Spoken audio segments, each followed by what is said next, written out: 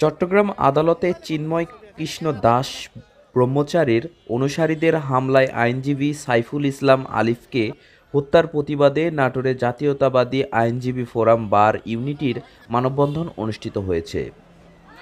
বুধবার দুপুরে জেলা আইনজীবী সমিতির নতুন ভবনের সামনে এই কর্মসূচি পালন করা হয়। এই সময় উপস্থিত ছিলেন আইনজীবী ফোরামের সভাপতি রুহুল আমিন তালুকদার টগর, সাধারণ সম্পাদক আলী আসগর খান, নাটোর জেলা আইনজীবী সমিতির সাধারণ সম্পাদক শরীফুল হক মুক্তা, নারী ও শিশু নির্যাতন আদালতের পিপি আব্দুল কাদের মিয়া সহ বিভিন্ন আইনজীবীরা। নির্মমভাবে হত্যাকাণ্ডের প্রতিবাদে আমরা এর প্রতিবাদ জানাই এবং ধন্যবাদ সবাইকে। আসসালামু আলাইকুম। শরীফুল হক মুক্তা উপস্থিত আছেন নারী শিশু জাতীয়তাবাদী আইনজীবী ফোরাম কর্তৃক আয়োজিত আজকের এই